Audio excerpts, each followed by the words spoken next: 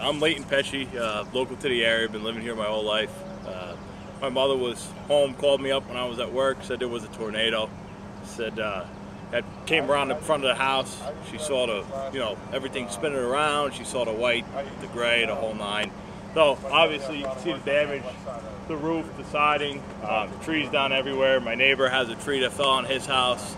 Neighbor across the street has a tree fell on their house. So I lucked out here compared to everybody else.